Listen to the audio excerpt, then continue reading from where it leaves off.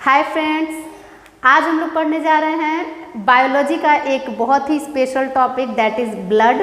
Blood के बारे में जानने की इच्छा लगभग सभी लोगों को होती है। ब्लड क्या है, ब्लड का कॉम्पोजिशन क्या है, ब्लड क्या काम करता है बॉडी में, एवरीथिंग। ठीक है, तो एवरीथिंग हम आपको बताना चाहते हैं कि ब्लड क्या है एक्चुअली में। ठीक है, बहुत सिंपल वे में बताएंगे, आप लोग देखिए, आप लोग को समझ में भी आएगा काफ़ी अच्छे से।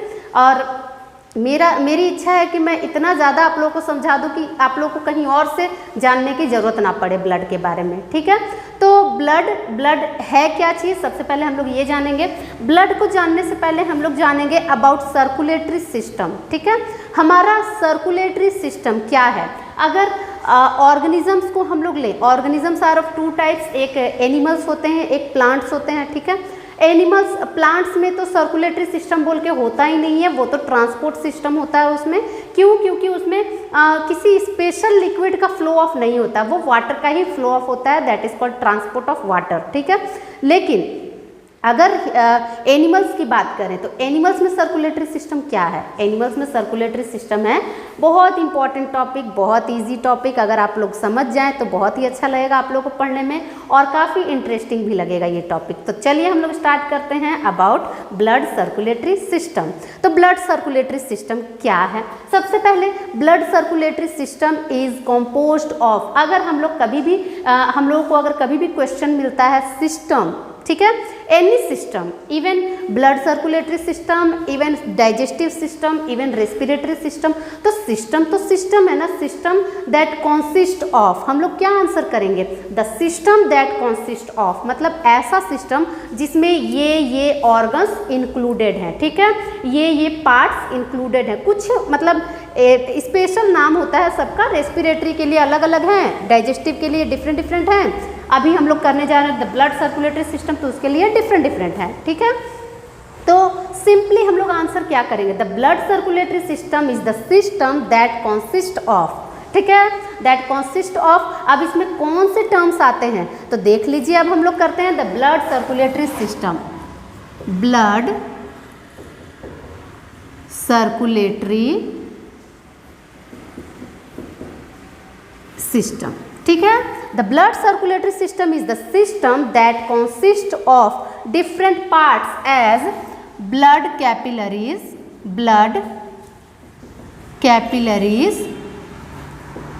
नंबर 2, सबसे मेन तो था ब्लड, वो मैंने पहले लिखा नहीं, मिस्टेक हो गया। ठीक है, सबसे मेन तो है ब्लड नहीं होगा तो सर्कुलेशन क्या होगा। ठीक है, then blood circulatory system, then our heart. ठीक है, क्लियर है। ये तीन चीजें मिलकर क्या बनाती हैं, ब्लड सर्कुलेटरी सिस्टम बनाती हैं। ठीक है, अब इन तीन चीजों में भी हमारा सबसे फर्स्ट नेम जो मैंने दिया वो है ब्लड कैपिलरीज। ठीक है, वहां होना चाहिए था ब्लड, लेकिन ब्लड कैपिलरीज मैंने राइट डाउन कर दिया, तो उसी को हम लोग कंटिन्यू करते हैं। ब्लड कैपिलरीज नाम काफ़ी लोगों को कंफ्यूजिंग लगता है, क्योंकि सबों को मतलब लगभग जो पढ़े हुए हैं क्लियरली उनको तो समझ में आ जाता है, लेकिन जो न्यू पढ़ रहे हैं उनको तो समझ में आएगा ही नहीं। तो देख लेते हैं हम लोग ब्लड कैपिलरीज में क्या क्या आते हैं। ठीक है, सॉरी, ब्लड कैपिलरीज नहीं, ब्लड वेजल्स होते हैं यहाँ पे। ठीक है, ब्लड वेजल्स। ठीक है, by my mistake, blood vessels. क्यों? क्योंकि ब्लड वेजल्स ही कुछ टाइप्स के होते हैं। ठीक है, 3 टाइप्स के ब्लड वेजल्स होते हैं। देखते हैं हम लोग क्या क्या हैं ब्लड वेजल्स। ठीक है, ये ब्लड वेजल्स 3 टाइप्स के होते हैं। एक होता है वेन, एक होता है आर्टरी, और एक होता है कैपिलरीज। ठीक है, वेन, आर्टरी, कैपिलरीज, 3 टाइप के वेजल्स होते हैं। ये वेजल्स एक्चुअली में काम क्या करते हैं, तो ये वेजल्स सबसे मेन इनका काम ही है ब्लड का फ्लो ऑफ कराना। ठीक है, ब्लड का सर्कुलेशन कराना। अगर ये वेजल्स नहीं होंगे तो ब्लड सर्कुलेट होगा ही नहीं। ठीक है, हमारे पूरे बॉडी में, क्या आप लोग जानते हैं कि हमारे बॉडी में कितना ब्लड होता है? क्या कोई आंसर कर सकता है कि हमारे बॉडी में कितना ब्लड होता है? Any answer? कोई मतलब किसी को आइडिया होगा ह्यूमन बॉडी में कितना ब्लड होता है, एक मैच्योर एडल्ट में कितना ब्लड होता है? ठीक है, तो हम लोग आंसर करते हैं, आपको बताती हूँ इसका समझने का उपाय। देखिए हम लोगों के बॉडी में क्या है कि ब्लड एवरेज अनुपात में होता है। मान लेते हैं कि एक एडल्ट बॉडी है, हर एक बॉडी में डिफरेंट टाइप से होता है, ठीक है। अगर एक छोटे से बच्चे को हम लोग लें तो उसमें ब्लड का एवरेज अलग होगा, ठीक है। एक 5 साल के बच्चे में ब्लड का एवरेज अलग होगा, और यही एक एडल्ट का बॉडी हम लोग देखें तो उसमें ब्लड का एवरेज डिफरेंट होता है, ठीक है। एडल्ट में भी मेल एंड फीमेल आ जाते हैं तो ब्लड का एवरेज डिफरेंट होता है, ठीक है। तो ये एक स्पेशल, अगर इसको हम लोग बोले कि एग्जैक्टली इसका आंसर कुछ मिले तो वो हम लोगों को मिलने से रहा, ठीक है। अब आप लोग ये मतलब अनुमान लगा सकते हैं 7 to 10%, ठीक है। 7 to 10% of weight of the body, मतलब हमारा बॉडी का जितना भी वेट होगा उसका 7 से 10% हमारा ब्लड होता है, ठीक है। मान लीजिए कि आपके बॉडी का वेट 50 kg है, तो 50 kg में कितना परसेंट ब्लड है, मान लीजिए 10% भी अगर हम लोग अप्रॉक्स माने तो कितना हो जाएगा, 5 लीटर हमारा ब्लड हो जाएगा, ठीक है। तो ब्लड का एवरेज क्या है हमारे बॉडी में, क्लियर हो गया आप लोगों को, समझ में आ गया। ये एक एडल्ट का एवरेज अनुमान है, ठीक है, एडल्ट पर्सन का। तो एवरेज कहा जाता है कि हमारे बॉडी में एवरेज ब्लड अगर एडल्ट बॉडी में कहा जाए तो 5 से 6 लीटर के करीब होता है, ठीक है, 5 से 6 लीटर। और यही छोटे बच्चों में थोड़ा मतलब ज़्यादा मात्रा में होता है, बॉडी के एवरेज के अनुसार डिफरेंट उन सब में होता है। तो ये हो गया क्लियर, हमारा बॉडी में कितना ब्लड है, क्लियर है ये टॉपिक। हमारे बॉडी का लगभग 7 से 10% ब्लड होता है, बॉडी वेट का 7 से 10% ब्लड होता है, ठीक है। अब हम लोग आगे बढ़ते हैं, हमारे टॉपिक पर आते हैं। तो blood vessels are of 3 types, veins, arteries and capillaries, ठीक है। ये तीनों ब्लड को हमारे बॉडी में सर्कुलेट करने में हेल्प करते हैं, ठीक है। लेकिन क्या ये सर्कुलेशन ईजिली हो जाएगा, क्या इस सर्कुलेशन के लिए और किसी चीज़ की ज़रूरत नहीं पड़ेगी, पड़ेगी ज़रूरत, ठीक है। किस चीज़ की ज़रूरत पड़ेगी, that is a pumping system, ठीक है, अ पंपिंग सिस्टम। सिंपली अगर आप लोग अपने दिमाग से सोचिए, ब्लड को हम लोगों को पूरे बॉडी में पहुंचाना है, ठीक है, पूरे बॉडी में पहुंचाना भी, पूरे बॉडी से लाना भी है, मतलब बॉडी में एक तरह से हमारे डबल सर्कुलेशन का वर्क चलता है, आप लोग जानते होंगे। मतलब हम लोग इस चैप्टर को जब कंटिन्यू करेंगे, आगे के टॉपिक में बढ़ेंगे, तब देखेंगे कि डबल सर्कुलेशन होता है, 2 बार हमारे बॉडी में ब्लड पंप होता है, ठीक है। किसके थ्रू होता है, हमारे बॉडी का पंपिंग मशीन है कौन, क्या कोई आंसर आप लोगों के दिमाग में आ रहा है, हमारे बॉडी का पंपिंग मशीन है कौन, हमारे बॉडी का पंपिंग मशीन है द हार्ट, ठीक है। तो ये द थर्ड वन पार्ट, ये हार्ट भी काफ़ी इम्पॉर्टेंट टॉपिक है हमारे ब्लड सर्कुलेटरी सिस्टम का, ठीक है। ये हार्ट अगर ना हो तो सर्कुलेशन पॉसिबल ही नहीं है, ठीक है, सर्कुलेशन होगा ही नहीं। ये हार्ट ही है जो मेन पंपिंग ऑर्गन का काम करता है हमारे बॉडी में, ठीक है। आपके घर में पानी का पूरा नल बिछ चुका है, पूरे बिल्डिंग में, आपके घर में 2 फ्लोर्स का 3 फ्लोर्स का बिल्डिंग है, वहाँ पे आप लोग पूरी तरह से पाइपिंग करवा दिए हैं, आप लोग प्लम्बर को बुला करके पाइपिंग करवा दिए हैं, नल लगवा दिए हैं जगह जगह पर, बाथरूम में, किचन में, हर जगह पर नल लगवा दिए हैं। लेकिन उस नल में पहुँचने के लिए पानी कहाँ से आएगा, पानी कहाँ से आएगा, that is from the pump, ठीक है, that is from the motor से आएगा, ठीक है। अब वो मोटर अगर आपका काम ही ना करे, अगर वो मोटर आप चलाएं ही ना, आप टंकी में मोटर से पानी भरे ही ना, तो क्या पानी आपके पूरे घर में पहुँचेगा, नहीं पहुँचेगा, ठीक है। तो ये था पंपिंग सिस्टम के बारे में। हमारे बॉडी का पंप का काम कौन करता है, हार्ट करता है। हार्ट में क्या होता है कि एक बार में सारा ब्लड, मतलब ब्लड हार्ट में एक बार पहुंचता है, हार्ट पंप करता है तो ब्लड फिर पूरे बॉडी में जाता है, ठीक है। इस तरह से प्रोसेस चलता रहता है, हार्ट में एक बार ब्लड आता है, एक बार ब्लड जाता है, ठीक है। इस तरह से हार्ट में 2 बार ब्लड आता है, 2 बार वो पंप करता है, एवरी टाइम उसका ये सिस्टम चलता रहता है, ठीक है। यही सारा सिस्टम्स हमारे बॉडी में कुछ पल्स रेट और ये सब कहलाता है, जो हम लोग नर्व्स अपना चेक करते हैं ना, हाथों में नर्व्स जो चेक करते हैं, वो सब पल्स रेट है, ठीक है। पल्स रेट हम लोग हार्ट के मतलब वो किससे कंटिन्यू होता रहता है हमारे बॉडी में, हार्ट के कारण वो कंटिन्यू होता रहता है, ठीक है। तो ये सारा टॉपिक से काफ़ी कॉमन टॉपिक है, जो कि हम लोग डिटेल्स अगर पढ़ने जाएं हार्ट के बारे में तो ईजिली आप लोग समझ जाइएगा। अभी फिलहाल हम लोग हार्ट डिटेल नहीं पढ़ रहे हैं, अभी हम लोग का फिलहाल मेन टॉपिक है दैट इज़ द ब्लड, ठीक है। ब्लड को हम लोग डिटेल्स करते हैं क्या है ब्लड। ठीक है, तो ब्लड का डेफिनेशन है, ब्लड किससे फ्लो किया, कौन से पाइप लाइक स्ट्रक्चर से फ्लो करता है blood, that is from vessels that are of 3 types, veins, arteries and capillaries. ठीक है, 3 टाइप्स के वेजल से ब्लड पूरे बॉडी में हमारे घूमता रहता है। ठीक है, सर्कुलेट करता रहता है। अब आते हैं हम लोग द मेन टॉपिक पे, ब्लड। ब्लड है क्या? अगर एक सिंपल सा आंसर किया जाए ब्लड है क्या, तो blood is a simple connective tissue. ठीक है, फ्लूइड कनेक्टिव टिश्यू, ये भी हम लोग कह सकते हैं blood is a red coloured fluid connective tissue, ये भी कह सकते हैं। ठीक है, तो इसका आंसर हम लोग क्या क्या दे सकते हैं, red coloured fluid connective tissue. ठीक है, ये सारा ही टर्म्स आप लोगों के लिए नोन है। ठीक है, आप लोग जानते हैं सारे टर्म्स को, देख लीजिए क्लियरली। रेड कलर्ड, ब्लड हमारा रेड कलर का होता है, फ्लूइड लिक्विड मीडियम का होता है। ठीक है, कनेक्टिव टिश्यू कनेक्शन का काम करता है, पूरे बॉडी ऑर्गन्स को ये कनेक्ट करने का काम करता है ना। ठीक है, तो कनेक्टिव टिश्यू ये हो गया। और साथ ही साथ टिश्यू क्यों कहलाया, क्योंकि blood is not only one cell. ठीक है, blood is not only one cell, it is the composition of several cells. ठीक है, ब्लड कॉम्पोजिशन है। ठीक है, ब्लड किसका कॉम्पोजिशन है, कई सेल्स का कॉम्पोजिशन है, जो कि एग्जैक्टली मतलब 2-3 नाम आप लोग जानते होंगे, उसको हम लोग अभी डिफाइन करने वाले हैं। ठीक है, तो blood is a composition of some cells. ठीक है, इसलिए उसको हम लोग कहते हैं the tissue, connective tissue. Clear है the topic, blood is a red coloured fluid connective tissue. एकदम से क्लियर है ब्लड का डेफिनेशन, कोई डाउट नहीं है ब्लड में। अब हम लोग आगे बढ़ते हैं, ब्लड का कॉम्पोजिशन क्या है। ठीक है, ब्लड का कॉम्पोजिशन अगर हम लोग लें तो ब्लड में हम लोग सबसे पहले तो ब्लड तो आप लोगों को बता ही दिए कि हमारे बॉडी में कितना ब्लड है, ये तो टॉपिक आप लोगों को समझ में आ ही गया है। 5 से 6 लीटर के करीब हमारे बॉडी में ब्लड होता है। नेक्स्टली अब हम लोग करते हैं द कॉम्पोजिशन ऑफ ब्लड। तो कॉम्पोजिशन में सबसे पहले ब्लड कॉन्सिस्ट ऑफ 4 टर्म्स। ठीक है, ब्लड कॉन्सिस्ट ऑफ 4 टर्म्स। सबसे पहला नाम आता है द प्लाज्मा।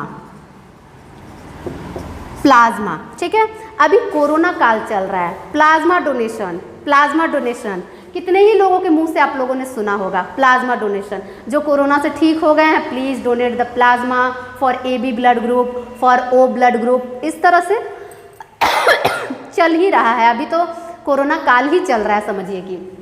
तो प्लाज्मा है क्या, प्लाज्मा छोटे बच्चों को समझ में नहीं आएगा प्लाज्मा क्या है, बस नाम सुन के वो लोग रह जाते होंगे, चलिए प्लाज्मा डोनेशन ऐसे ही बोला जा रहा है। ठीक है, लेकिन आप लोग को जब मैं समझा रही हूँ, आप लोग जब मेरा वीडियो देख ले रहे हैं, तब आप लोग को एकदम क्लियर हो जाना चाहिए प्लाज्मा है क्या। ठीक है, एग्जैक्टली होता क्या है कि जब किसी मरीज़ को ब्लड की कमी होती है ना, जब किसी मरीज़ को ब्लड की कमी होती है तो उनके ब्लड का एवरेज मटेरियल्स चेक किया जाता है कि उनके ब्लड में जो कंपोनेंट्स है वो सारे कंपोनेंट्स की कमी है कि किसी 1 या 2 कंपोनेंट्स की कमी है बॉडी में। ठीक है, ऐसा चेक किया जाता है और उसके एवरेज में मतलब जिस चीज़ की कमी है उसी मटेरियल को उसके बॉडी में कभी कभार मतलब डाला जाता है। ब्लड जैसे कहते हैं ना ब्लड डोनेशन करना, लोग ब्लड डोनेशन तो कर देते हैं, उस ब्लड में भी फिर प्योरिफिकेशन होता है। ठीक है, जैसा नीड ऑफ पेशेंट होता है, पेशेंट को जैसा ज़रूरत होता है वैसा ब्लड उसे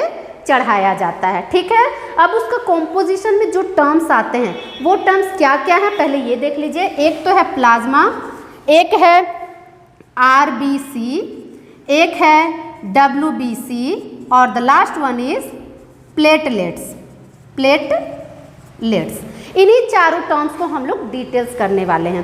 तो होता क्या है कि बॉडी में, पेशेंट के बॉडी में अगर कोई बीमार इंसान है उसके बॉडी में ब्लड की कमी होती है तो आज के डेट में फुल ब्लड उसे नहीं चढ़ाया जाता है। ठीक है, आज के डेट में फुल ब्लड अगर ज़रूरत हो तभी चढ़ाया जाएगा उसे, लेकिन किस चीज़ को चढ़ाया जाता है, जिसकी एसेंशियलिटी ज़्यादा होती है। ठीक है, बॉडी में जिसकी एसेंशियलिटी ज़्यादा होती है, अगर बॉडी में प्लाज्मा फुलफिल है, ठीक है, इन चारों में से प्लाज्मा फुलफिल है तो कई पेशेंट्स को प्लाज्मा निकाल के भी ब्लड चढ़ाया जाता है। ठीक है, प्लाज्मा रिमूव करके भी ब्लड चढ़ाया जाता है।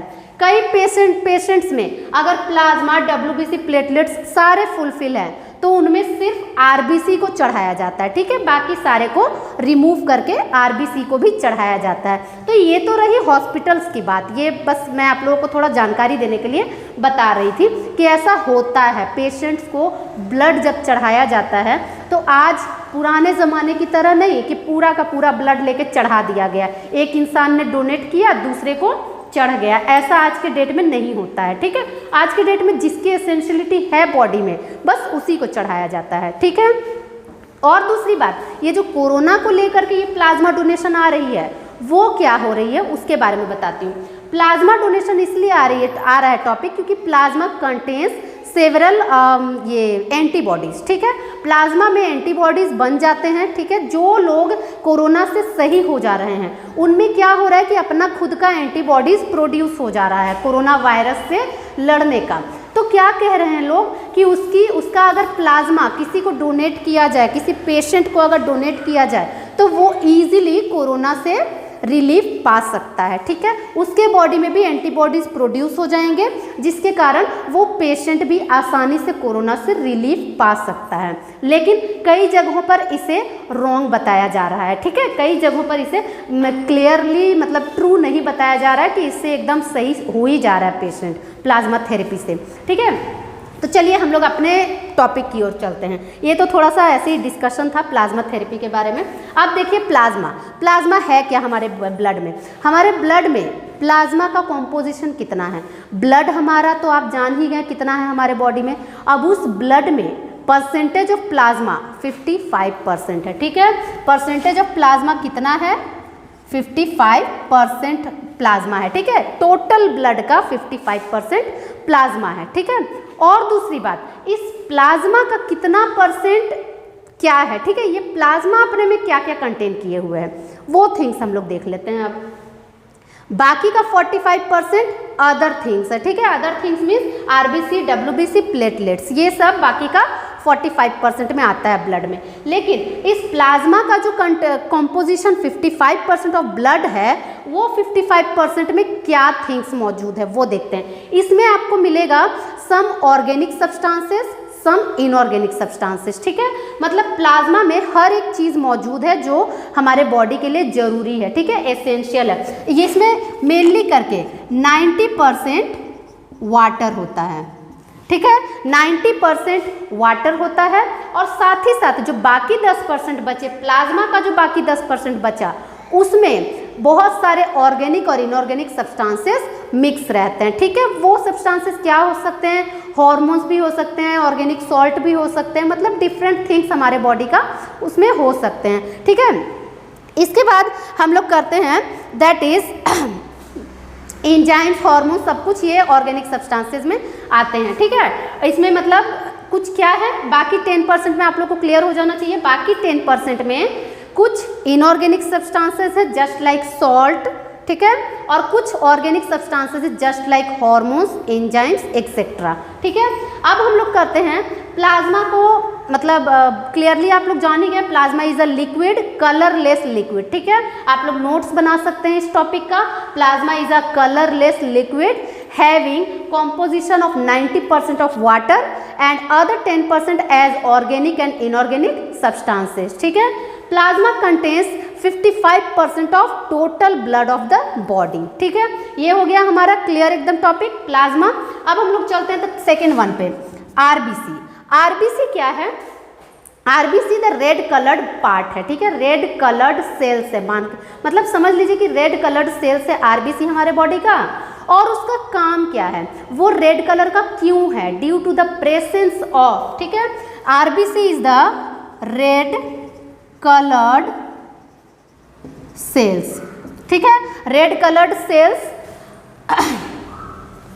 It is red because of the presence of haemoglobin, haemoglobin, ठीक है, due to the presence of haemoglobin which is also called respiratory pigment, ठीक है। आरबीसी में जो हीमोग्लोबिन होता है उसको हम लोग रेस्पिरेटरी पिगमेंट बोलते हैं because of the carrying capacity of respiratory gases, ठीक है। हीमोग्लोबिन क्या है, हीमोग्लोबिन को हम लोग रेस्पिरेटरी पिगमेंट भी कहते हैं। ठीक है, हीमोग्लोबिन को हम लोग रेस्पिरेटरी पिगमेंट भी कहते हैं। Due to the presence of haemoglobin हमारे ब्लड का कलर लाल होता है। ठीक है, ब्लड का कलर रेड होता है। हीमोग्लोबिन को रेस्पिरेटरी पिगमेंट इसलिए कहते हैं बिकॉज ये हमारे बॉडी में रेस्पिरेटरी गैसेस का ट्रांसपोर्टेशन करता है, सर्कुलेशन में हेल्प करता है, मतलब कैरिंग कैपेसिटी अपने अंदर रखता है कि ऑक्सीजन और कार्बन डाइऑक्साइड को अपने अंदर वो लेके चल सके। ठीक है, कहा जाता है कि हीमोग्लोबिन में कार्बन मोनोऑक्साइड को क्या कहते हैं, कैरी करने का कैपेसिटी काफ़ी ज़्यादा होता है। ठीक है, इसलिए कभी अगर किसी जगह पे कार्बन मोनोऑक्साइड की अधिकता हो जाती है, काफ़ी ज़्यादा अगर कार्बन मोनोऑक्साइड हो जाता है, तो क्या होता है कि हीमोग्लोबिन अपना रेस्पिरेटरी गैसेस को कैरी करने का कैपेसिटी धीरे धीरे खोने लगता है और उसके जगह पे वहाँ पे क्या आ जाता है, रेस्पिरेटरी गैसेस के बदले वहाँ पे कार्बन मोनोऑक्साइड आ जाता है। ठीक है, और इसके कारण हम लोग मतलब कॉन्शियसनेस अपना भूलने लगते हैं, जिसके कारण इवन पर्सन डाई भी कर सकता है, मतलब कोई इंसान मर भी सकता है अगर कहीं पर किसी एरिया में कार्बन मोनोऑक्साइड की अधिकता हो जाती है। ठीक है, ऐसे तो आप लोग जानते हैं कि जनरली हमारे आसपास के एरिया में अभी फ़िलहाल कुछ दिनों पहले चल रहा था बात की ऑक्सीजन की कमी हो जा रही है। ठीक है, कुछ दिनों पहले चल रही थी ये चर्चा कि ऑक्सीजन की कमी हो जा रही है, लेकिन जनरली हमारे इन्वायरमेंट में अगर गांव का इलाका हो, विलेज एरिया हो, कहीं पे पेड़ पौधे काफ़ी अच्छे से लगे हुए हैं, बहुत ज़्यादा पॉल्यूशन नहीं है, तो उस एरिया में क्या है कि हमें काफ़ी आसानी से ऑक्सीजन अवेलेबल मिलता है। ठीक है, तो हम लोगों के अंदर जो हीमोग्लोबिन है वो किसको ट्रैप करेगा, वो तो ऑक्सीजन को ही ट्रैप करेगा ना, ऑक्सीजन को ही कैरी करके हमारे बॉडी में मतलब लाना ले जाने का काम करेगा, सर्कुलेशन का काम करेगा। लेकिन अगर किसी एरिया में ऑक्सीजन की कमी होने लगेगी और वहाँ अगर मान लीजिए कि कार्बन मोनोऑक्साइड की अधिकता होने लगेगी, तब क्या होगा, तब ये होगा प्रॉब्लम कि हमारा हीमोग्लोबिन जो है वो ऑक्सीजन को ट्रैप ना करके कार्बन मोनोऑक्साइड को ज़्यादा मात्रा में ट्रैप करेगा। ठीक है, इसीलिए वो एक तरह से पॉइजनिंग का काम करेगा। कार्बन मोनोऑक्साइड पॉइजनस गैस का काम करता है। क्यों? क्योंकि हमारे ब्लड में चाहिए था ऑक्सीजन और आ गया कार्बन मोनोऑक्साइड। ठीक है, तो इससे प्रॉब्लम क्या क्रिएट होगा, हमारा जो ब्लड होगा वो प्योरिफिकेशन नहीं हो पाएगा आसानी से, जिससे कि काफ़ी ज़्यादा प्रॉब्लम्स हमारे बॉडी में क्रिएट होने लगेंगे। बाकी सारे फंक्शंस पर भी, बॉडी के बाकी सारे फंक्शंस पर भी इसका इफेक्ट होने लगेगा। ठीक है, तो कार्बन मोनोऑक्साइड एक तरह से पॉइजनस गैस का काम हमारे अंदर करता है और उसके कारण हमारा बॉडी फंक्शन करना बंद कर देगा, जिसके कारण हम लोग डेथ भी कर सकते हैं। ठीक है, तो हीमोग्लोबिन का ये टॉपिक प्लीज़ क्लियरली आप लोग समझिएगा। ठीक है, इसको मैं आप लोगों को समझा चुकी हूँ अच्छे से। हीमोग्लोबिन अगर हमारे ब्लड में कम हो जाता है तो भी हम लोग को प्रॉब्लम्स क्रिएट हो जाते हैं। ठीक है, हीमोग्लोबिन का मात्रा हमारे बॉडी में होता है, एवरेज जो हमारे बॉडी में होना चाहिए हीमोग्लोबिन वो है 12 to 18 ग्राम पर डेसीलीटर ऑफ ब्लड। ठीक है, 12 to 18 ग्राम पर डेसीलीटर ऑफ ब्लड हीमोग्लोबिन होना चाहिए हमारे बॉडी में। ठीक है, इतना अगर है हीमोग्लोबिन तो हम लोगों को किसी भी तरह का प्रॉब्लम नहीं होगा, मतलब हमारा ब्लड एकदम सही मात्रा में है हमारे बॉडी में। ठीक है, अब हम लोग चलते हैं आरबीसी को थोड़ा सा और डिस्क्राइब करते हैं। ठीक है, आरबीसी जो है हमारा आरबीसी मतलब हमारे बॉडी में जो आरबीसी प्रेजेंट होता है वो आरबीसी क्या क्या वर्क्स करता है। ठीक है, और सबसे पहली बात कि उसका लाइफ स्पैन कितना है। क्या किसी को पता है कि आरबीसी का लाइफ स्पैन कितना है? आरबीसी का लाइफ स्पैन अप्रॉक्स 4 मंथ्स होता है। ठीक है, अप्रॉक्स 4 मंथ्स होता है, मतलब कि लगभग 120 दिन तक आरबीसी जिंदा रह सकता है। ठीक है, हमारे बॉडी में आरबीसी लगभग 120 दिन तक 120 डेज तक अलाइव रह सकता है। ठीक है, और दूसरी बात, बहुत से क्वेश्चन है आरबीसी को लेकर के। ठीक है, आरबीसी का मतलब कंस्ट्रक्शन और आरबीसी बनता किस हिसाब से है। ठीक है, पता है हम लोगों के बॉडी में लगभग 3 मिलियन आरबीसी डेली बनते हैं। ठीक है, आरबीसी हमारे बॉडी में लगभग 3 मिलियन ठीक है, sorry 3 million RBC daily dead करते हैं। ठीक है, डेड होते हैं और यही इसका 4 गुना आरबीसी डेली बन जाता है हमारे बॉडी में, ठीक है। यानी कि 4 गुना, 3 मिलियन का 4 गुना यानी कि कितना मिलियन हो गया, 12 मिलियन डेली बनते हैं, मतलब कि जनरेट होते हैं, ठीक है। तो आरबीसी हमारे बॉडी में कितना डेड किया एक दिन में और कितना बना, 3 मिलियन डेड किया और उसका 4 गुना मतलब 12 मिलियन जनरेट हुआ, ठीक है, डेली। तो कई लोगों के दिमाग में ये क्वेश्चन रहता है कि क्या हम लोग ब्लड डोनेट करेंगे तो हम लोगों को प्रॉब्लम होगा कुछ, ठीक है। 3 मिलियन डेड, 12 मिलियन जनरेट, ठीक है। कई लोगों के दिमाग में ये क्वेश्चन रहता है कि क्या हम लोग ब्लड डोनेट करेंगे तो हम लोगों को प्रॉब्लम होगा किसी तरह का। तो इसका आंसर है कि अगर एक एडल्ट पर्सन है, अगर एक हेल्दी पर्सन है, ठीक है, एडल्ट भी होना चाहिए और हेल्दी पर्सन भी होना चाहिए, तो उन्हें कभी भी ब्लड डोनेट करने में प्रॉब्लम नहीं होनी चाहिए। क्यों? क्योंकि अगर वो ब्लड डोनेट करेंगे भी तो आसानी से आप लोग देख ही रहे हैं कि उसका 4 गुना ब्लड तो उसके बन जाएगा, ठीक है। अगर वो ब्लड डोनेट करेंगे भी कोई भी एडल्ट हेल्दी पर्सन तो आसानी से उनके बॉडी में 4 गुना ब्लड बन जाएगा। और साथ ही साथ जो भी इम्प्योरिटीज़ होती हैं ब्लड की, ठीक है, जो भी इम्प्योरिटीज़ होती है, कुछ मतलब डर्टीनेस भी होता है ब्लड में, कुछ गंदगी भी होती है, तो वो भी तो आपका बाहर निकल रहा है ना। तो प्रॉब्लम की क्या बात है, ब्लड डोनेशन में तो कोई दिक्कत नहीं होनी चाहिए, ठीक है। तो इसलिए एक एडल्ट को, एक मतलब हेल्दी पर्सन को आराम से वो ब्लड डोनेट कर सकता है। ये अलग बात है कि डेली करना सही नहीं है, उसके लिए एक टाइम पीरियड चाहिए, मतलब लगभग 2 महीना, 2 से 3 महीने का गैप रहना अच्छा होता है, ठीक है, अच्छे से रिकवरी हो जाती है ब्लड की, ठीक है।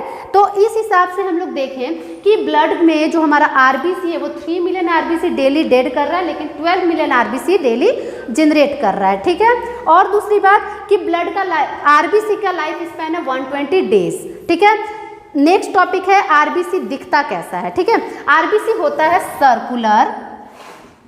सर्कुलर, साथ ही साथ इसमें न्यूक्लियस नहीं होता है, ठीक है, हैविंग नो न्यूक्लियस, ठीक है। और क्या होता है, बाइकॉनकेव होता है, बाइकॉनकेव होता है, ठीक है, मतलब कुछ एक इस तरह से डिस्क लाइक स्ट्रक्चर ये होता है, ठीक है, इस तरह से डिस्क लाइक स्ट्रक्चर होता है, डिस्क लाइक, ठीक है। तो ये सारा टर्म्स आप लोगों को आरबीसी के ऊपर लर्न करना है, circular, having no nucleus, biconcave and disc like, ठीक है।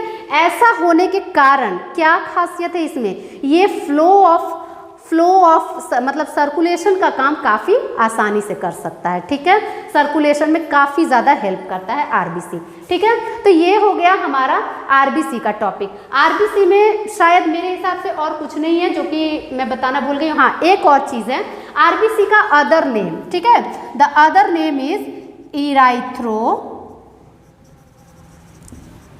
इराइथ्रोसाइट, ठीक है, erythrocyte. The other name of RBC is erythrocyte, ठीक है। हीमोग्लोबिन हो गया, लाइफ स्पैन हो गया, कितना डेड होता है, कितना जनरेट होता है, उसका स्ट्रक्चर हो गया हमारा, इराइथ्रोसाइट हो गया, कार्बन मोनोऑक्साइड पॉइजनिंग हो गया, ठीक है, एवरेज हीमोग्लोबिन भी हो गया। तो इस हिसाब से हमारा आरबीसी लगभग क्लियर है, ठीक है। अगर कुछ बच जाएगा तो हम लोग नेक्स्ट वीडियो में भी इसको शेयर कर सकते हैं, कुछ और भी आपको बता सकती हूँ, ठीक है।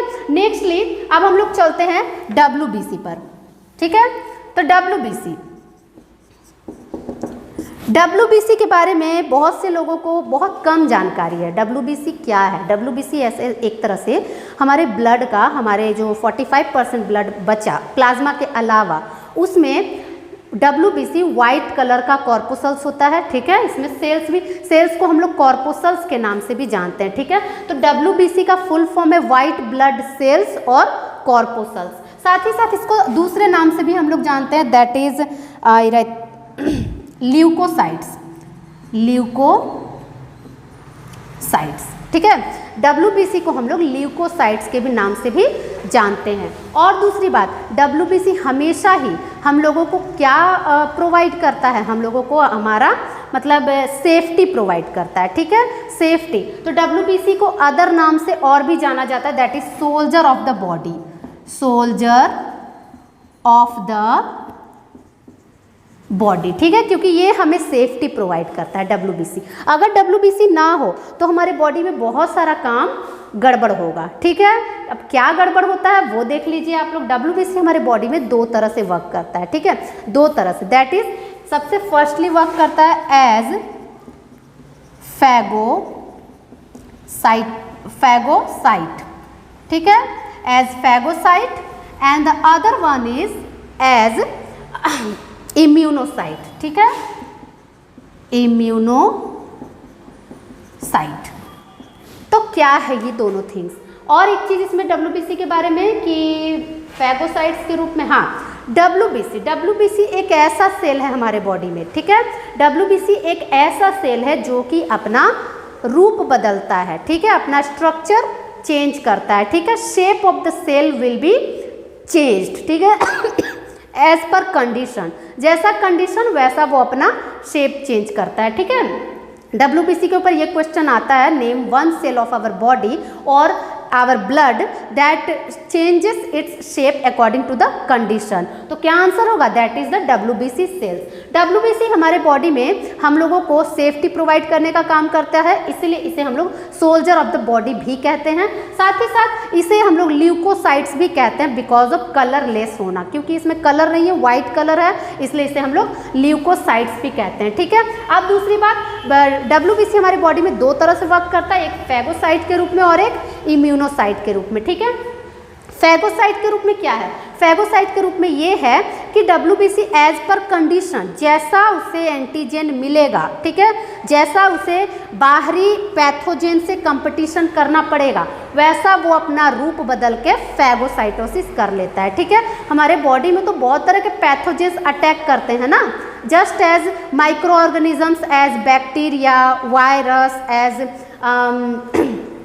क्या कहते हैं उसको, फंगस, ठीक है। तो ये सारे थिंग्स हमारे बॉडी पर अटैक करते हैं एज पैथोजेंस के रूप में, ठीक है। उन्हें हम लोग एंटीजेन कहते हैं। क्यों?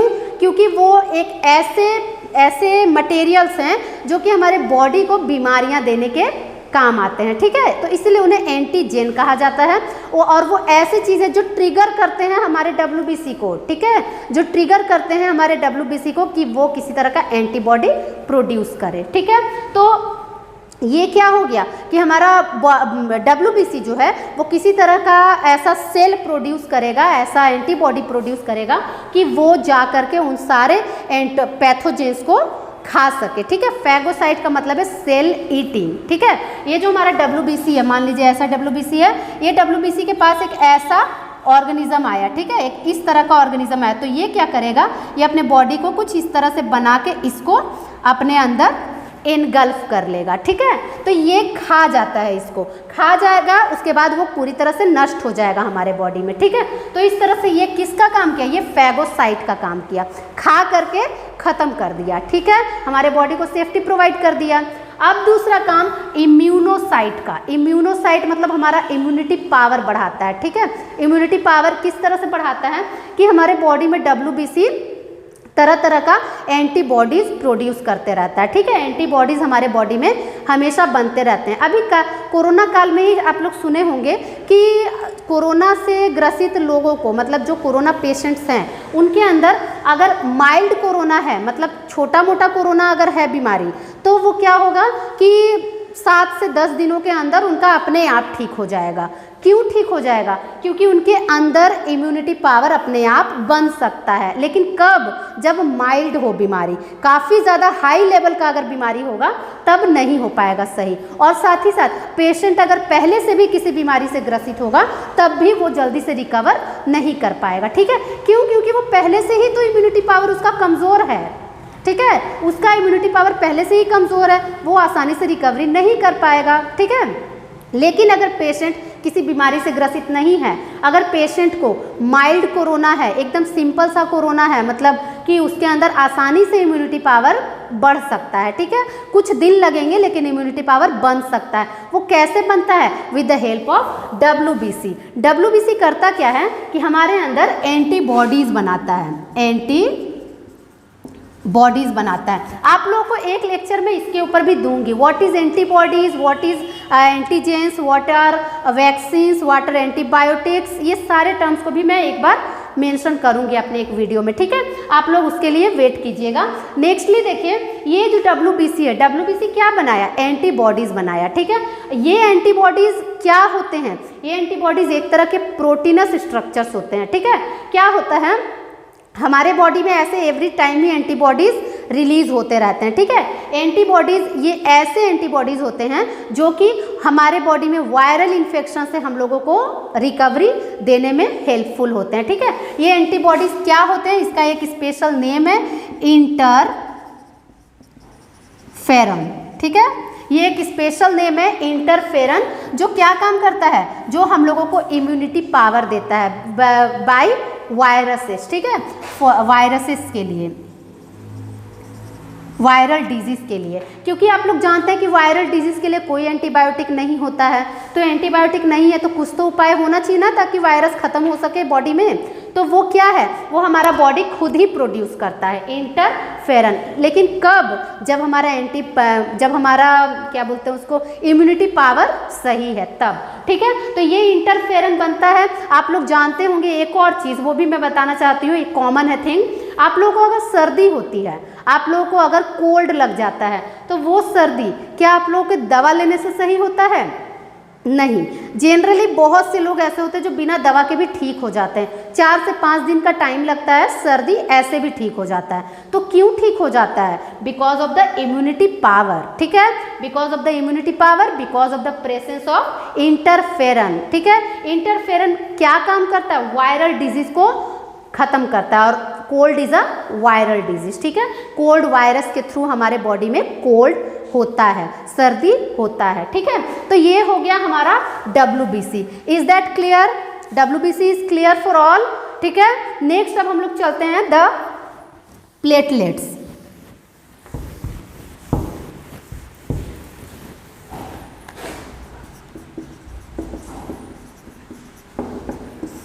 प्लेटलेट्स, प्लेटलेट्स का अदर नेम है थ्रोम्बोसाइट्स, ठीक है।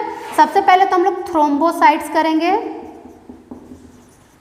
The other name is thrombocytes.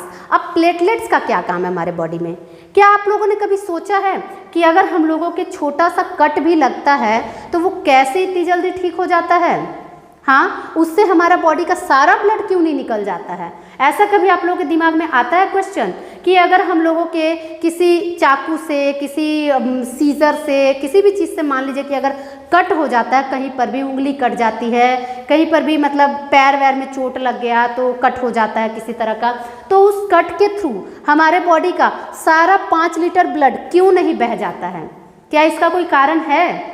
Yes, इसका एक बहुत इंपॉर्टेंट कारण है, that is the presence of platelets in our blood, ठीक है। प्लेटलेट्स हमारे बॉडी में है, हमारे ब्लड में है, इसलिए ये काम संभव है कि हमारा किसी भी छोटे से छोटे कट से हमारा पूरा ब्लड लॉस नहीं होता है, ठीक है।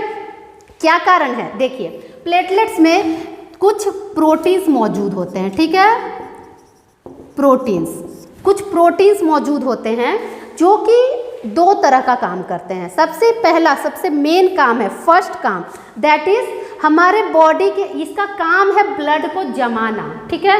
प्लेटलेट्स का काम है, मेन काम है ब्लड को जमाना, जमा देना ब्लड को, ठीक है।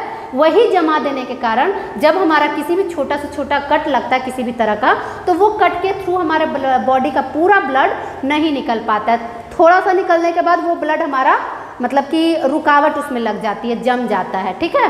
तो वो जमता है किसके कारण, by the help of platelets, जिसे हम लोग कोएगुलेंट भी कहते हैं। प्लेटलेट्स को कोएगुलेंट भी कहते हैं, या ये ब्लड क्लॉटिंग में हेल्प करता है, ठीक है, ये भी कहते हैं हम लोग। ये प्लेटलेट्स जो हैं, ये प्लेटलेट्स में कुछ तरह के प्रोटीन्स मौजूद होते हैं, दैट इज एक प्रोटीन ऐसा होता है जो कि उसी ब्लड को हमारे वेजल्स में जमने नहीं देता है, ठीक है। देखिए प्लेटलेट्स के लिए हम लोग कोएगुलेंट का नाम दिए, ठीक है, प्लेटलेट्स के लिए कोएगुलेंट का नाम दिए, तो प्लेटलेट्स के लिए ही हम लोग एंटीकोएगुलेंट भी नाम दे सकते हैं, ठीक है।